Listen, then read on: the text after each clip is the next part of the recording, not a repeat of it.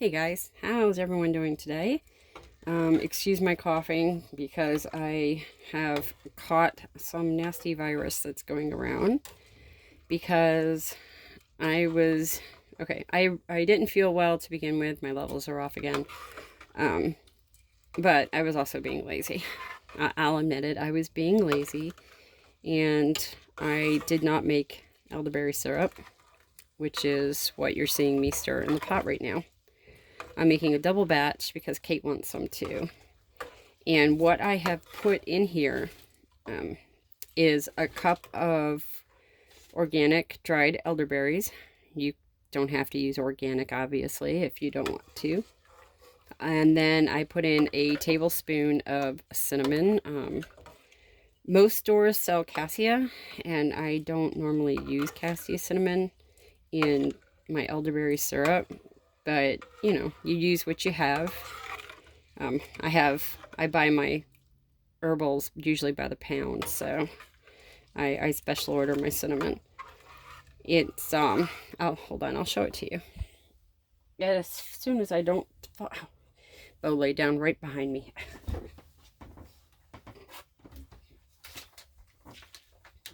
Alright. This is the cinnamon that I use in all my herbal products. I use the organic one. And it's certified kosher as well, which we always try to get. That cinnamon tends to have better antiviral properties than the cassia cinnamon, but everyone has their personal preferences, so you can use what you want. I put a tablespoon of cinnamon in here, but we also have this as well, cinnamon sticks. We actually like to put this in our coffee. I put a couple of sticks in with the grounds and we make cinnamon coffee. Excuse me. But yeah, I did not make the elderberry syrup, and this is the first year that Tim and I have gotten cold and flu, and I don't even know how long. It's been a while, a long while. So I learned real quick that not making it was a mistake, especially because the kids work in retail, and that's usually a very germ-laden place. So what I'm doing now, I've got my cinnamon in here, and I've got a cup of dried elderberries in here. Sometimes I will put some fresh ginger in as well, just a little bit, because ginger is pretty strong. You can use dried. Unfortunately, I seem to have run out, but I'm going to go ahead and make it without it. Ginger has anti-inflammatory properties, which is very helpful when, your throat is inflamed or your head is killing you, which mine actually hurts now. The virus we caught seems to be going around all over the country. It starts off feeling like a cold, body aches and so forth. Some people say it's the flu, but I don't know anyone who's actually been tested, because the only way to know is a blood test. But it doesn't matter either way. You still feel horrible. And then Tim got rid of that one, and I caught it. And about a week into my bout, he got it again. Tim doesn't get sick. Like, ever. Except when he was in boot camp. He got pneumonia then. But he was so sick that I almost took him to the emergency room. And I don't we don't go to the doctor unless we feel like we need to. So if we go to the doctor, something's seriously wrong. Which in my case turned out to be cancer. He slept for about 48 hours at the worst part. He was burning up with a fever. We normally let a fever take its course, but I was a little concerned because it was a high dry fever, which means the body is not releasing the heat. A low-grade dry fever is fine. A high-grade dry fever, you really need to keep a watch on. And he was not eating, he was not drinking. He was literally sitting there talking to me, falling asleep. He could not stay awake at all. I made him go back to bed. Nothing sounded good to him as far as eating and drinking. And then he got up on the third day and said, cinnamon sounds really good right now. And I thought, cinnamon's antiviral. His body knows what it wants. And he had some cinnamon applesauce. So his cough actually got bad enough that I think it's turned into bronchitis. So it was bad enough that he went and bought cough syrup, which he hates. But he really just could not stop coughing. It was really bad. So, yeah. Now, I felt fine. You know, a few days ago, I was fine. I was not coughing. My nose had stopped running. I was perfectly, I'm like, okay, great. I'm over it. And today last night I went to bed and I was up until 4 a.m. because I could not stop coughing. And I went, uh-oh, round 2 has now hit me. So I got up and drank some water, and I actually just took some honey straight from the jar to help coat my throat, to help stop the cough, which works really well if you've never tried it. It's a little sweet, so if you're diabetic or something, you know, don't do that. But see, the cinnamon is starting to dissolve a bit now. And we're going to bring this to a boil. Well, in my case, since boiling on this propane stove is really difficult, we're just going to, when I think it's at boiling temperature, I'm going to simmer it for 20 to 30 minutes. Now this is not going to end up like an actual syrup, like a maple syrup would be, that thick. Elderberry syrup is actually a bit thinner. I mean, you can try to make it thicker by just cooking it longer, but eventually you're going to start destroying the healing properties with the heat. So, and eating elderberries straight is never a good idea. 1, they're extremely bitter, and 2, eating them straight is really not good for you. What we're doing is getting all of the lovely stuff out of the elderberries and into the syrup itself. In here, I have 6 cups of water. Ideally, you would use distilled water because it works best with herbals. It tends to pull more of the constituents out of your herbals that you're working with. But I don't have any right now. And I would not use city water because of the chlorine and the chemicals can actually work against the herbals. The good stuff, you know, that we want in the syrup.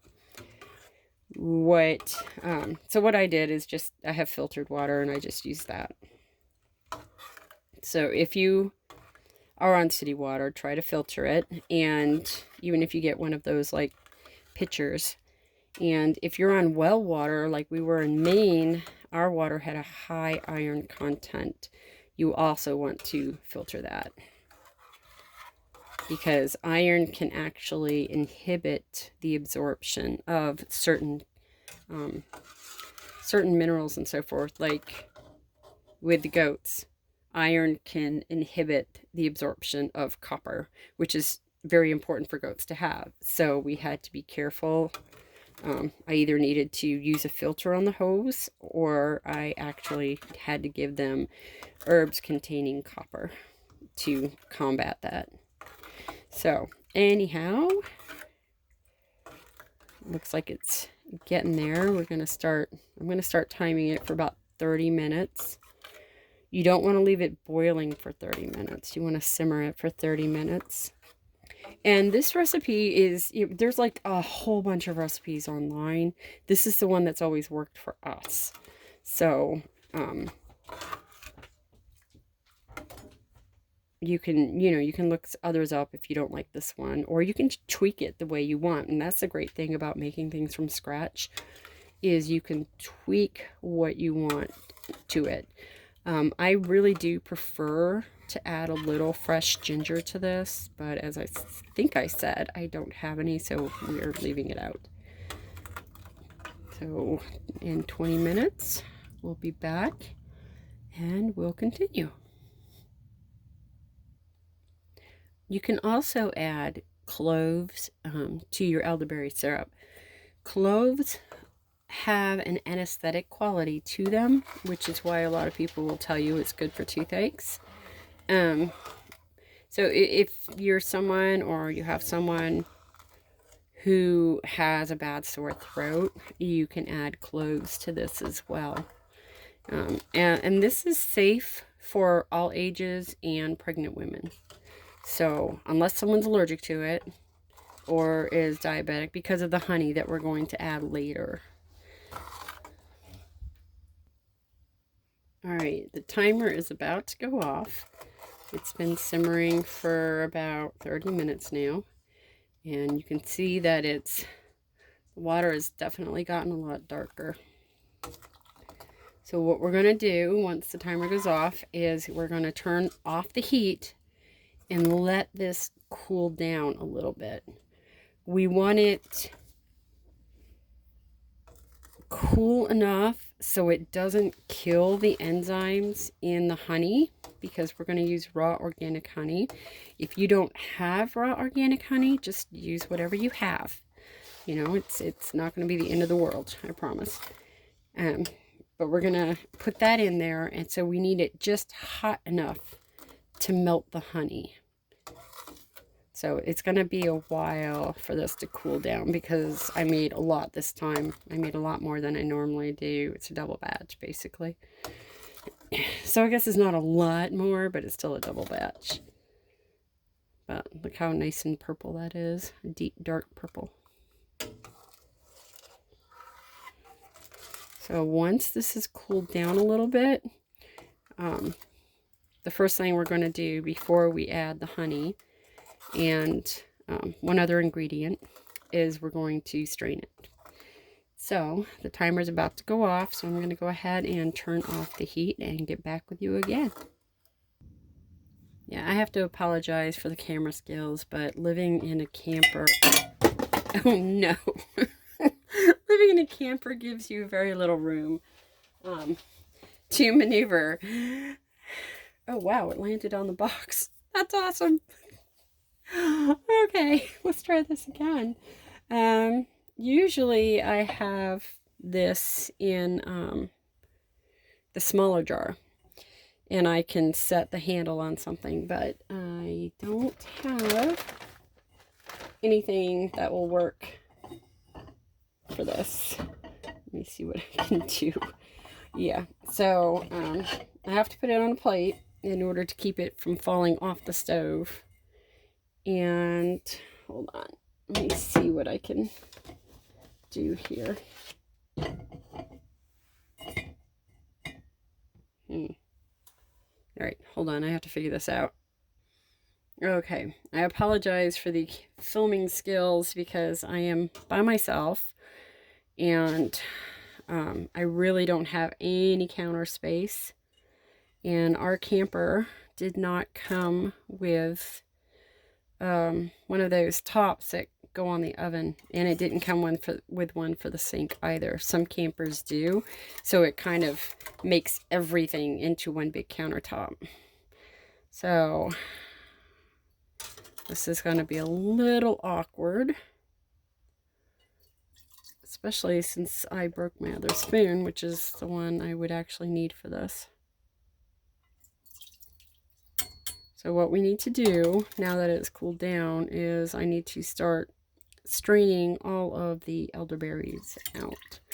Elderberries are not something you should actually eat. I mean, some people say you can. I tend to err on the side of caution. But most people tend to strain them out.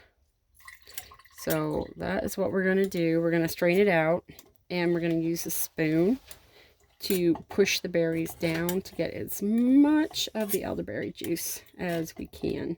We want as much of that goodness as we can do.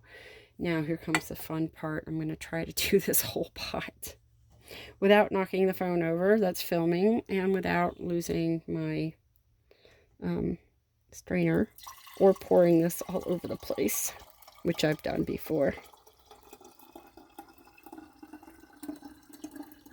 I'm putting it in the big jar because I want to mix everything together before adding the honey.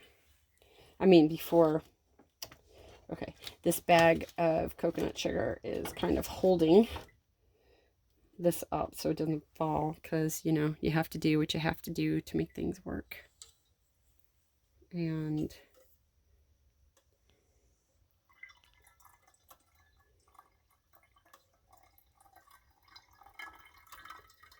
so I have a lot of berries in here. I actually have a bigger strainer. What I've also done in the past is gotten a cheesecloth and put everything into the cheesecloth, and then it makes it really simple because all you have to do is pull the cheesecloth that you've tied all the berries into right out. So this is going to go here, and normally I'm going to push this all out as you can hear the juice coming out. All right. Now I normally set this aside to take to the compost pile. So I'll just put it in a container, set it aside, and go put it in the compost, and then chase my horse away, because my horse, who is a quarter horse, loves elderberries. And I'm honestly have no idea if they would hurt him or not, so I'd rather he didn't eat them. But last time I put him out there, by the time I saw what he was doing, so this is a little awkward because this fan is here, and this is why I ended up cooking Thanksgiving outside, because just cooking in here is very, very difficult. There's really no space, and I would love to build an outdoor kitchen, but we had an issue happen today with both campers. Well, not today, mine today. Apparently one of my valves froze and broke, so I had water everywhere outside and all inside the back of the camper, which is not good. Number one killer of campers is moisture. So it got too dark for me to do anything. I had to shut the water off. So what we're going to do is just, squeeze all the good juice out. And then I just have to keep going like this until I run out of elderberries. And you don't want to reuse your elderberries because you've already taken the goodness out of them. So they're pretty much just compost at this point. Oops.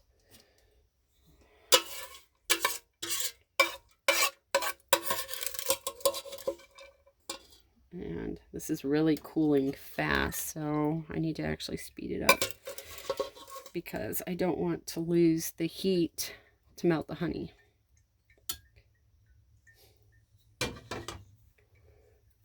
So I'm going to finish this. All right. If I feel the jar, it's still a little too hot. So I'm going to give it a few more minutes to cool down. As I said before, you want it hot enough to melt the honey, and that's pretty much it. Just hot enough to melt the honey. So a few more minutes and we'll add the rest of it. Okay, it's cooler now. I don't see as much steam coming out of the top.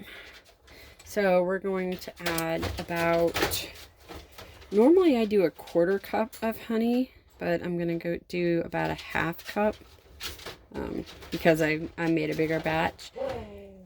And the honey is really necessary because of how bitter the elderberries are.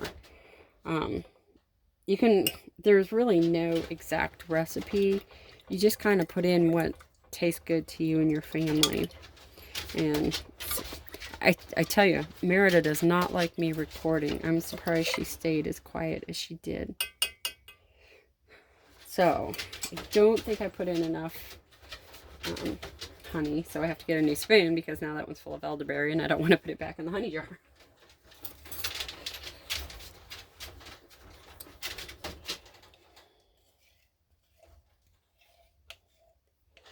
Yeah, I know how full the honey jar was, so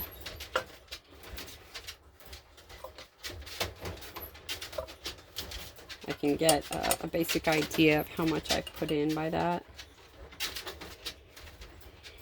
And because this particular virus really involves a nasty cough, I'm going to add a little bit more to help coat the throat. All right. Hopefully that's enough, because once it's cooled down, it is too late.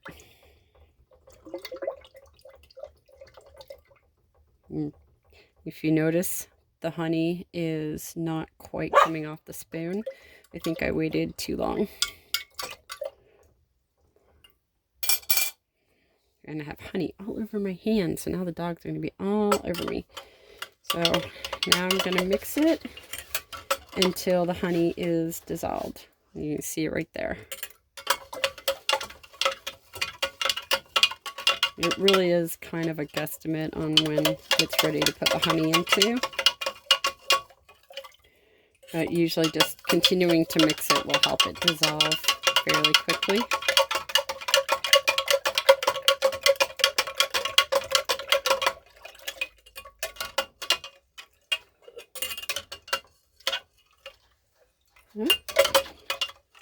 Well, maybe it wasn't too cold.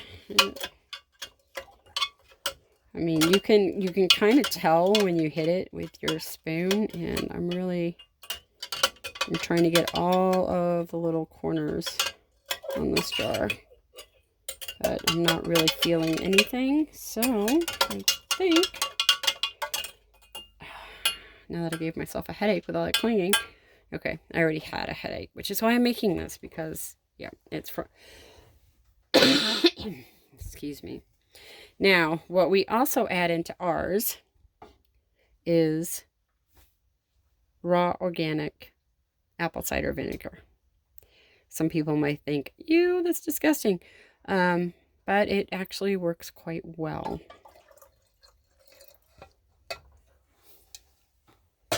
Because apple cider vinegar also has a lot of good properties that... Why are you chewing on your paw? Silly dog. Apple cider vinegar has a lot of good properties. It can be used as natural support for the body as well. For instance, if I have heartburn, if I've eaten, too much junk that I shouldn't have eaten, which is a bad habit of mine, if you put like a teaspoon to a tablespoon in about 6 to 8 ounces of warm water and drink it down, it usually helps get rid of your heartburn. And you will burp like crazy, just FYI. All right, I was going to go wash the honey off my hands, and I can't because our water is having issues. So, that'll be a different video because, yeah, we had a massive leak. So, I'm going to take this, and then I'm going to just shake it up. Make sure everything is mixed. And leaking all over me. Oh, no. All right. Now I have to turn the water pump on. But that's basically it. That's how you make it. I'm going to pour some into this jar for my daughter and take that over to her once it's a little cooler. So there you go. Now you know how to make your own elderberry syrup, and hopefully it works as well for your family as it does for ours when I make it. You guys have a great day, and if you want to follow our madness, do the whole like, subscribe, hit the bell notification, yada yada. You guys have a wonderful day. Bye.